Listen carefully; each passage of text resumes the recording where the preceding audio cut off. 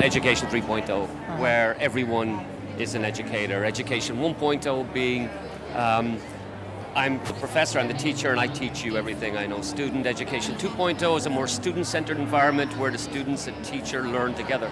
Education 3.0 is everyone. So I wanted to bring the outside into the classroom and get the kids working on a real world problem to solve, using some design thinking, And so we came up with the idea of designing the classroom of the future, or the elements of the classroom of the future, the chair, desk, and locker. And so that's sort of how it all started. But I'd done 2 previous projects with Aruladen, one where we designed the future of the cell phone, and the other was the future of entertainment.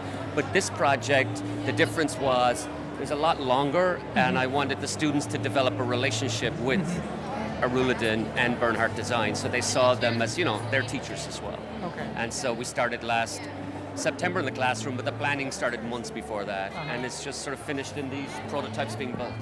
Yes. I think to me, it looks to me it's a very creative way of doing these things to teach kids design thinking. But I'm more curious about how did you reach out to find a resource or help from the design companies or like a design consultancy? Yeah, well, because I had a prior relationship with the Aruladen, it was easy for me to talk, because we'd done 2 small projects. I had, in fact, the first thing they did was some design materials for the School of Columbia University, and that's how I met them, and we talked, and then we did a mini project. So it was easy for me. I'd already established a relationship with them, and this they wanted to do a bigger project with kids, so that's how it happened. And then they brought Bernhardt in. Okay, and so to my knowledge, I think many of the education system is quite stifled. Like, Yes. Okay. There is no flexibility of making curriculum change. How do you mobilize those resources to make this happen? Well, the school at Columbia University is a sort of place where we embrace contemporary things, we can embrace change, and one of my big jobs is to bring innovation to the school, usually in the form of technology, but also in any form of pedagogy to get kids to learn differently. That's my job. Okay. And so I'm always looking outward to bring in. Also, our curriculum is very integrated, so even though we have subjects like Spanish and science and mathematics, there's a lot of collaboration with the teachers to show that there are connections between these subjects. So we're a very ideal environment to do this sort of project anyway.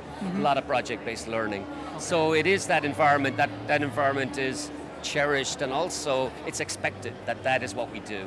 Okay. So that's why it makes it easy for us to do, not easy, but we can make some attempt at doing a project like this and make it work. Yes. Okay. And get all the teachers involved, because obviously we don't teach design thinking as a subject. It was done part through, science, math, arts, etc. So as the science class, we talked about all the materials.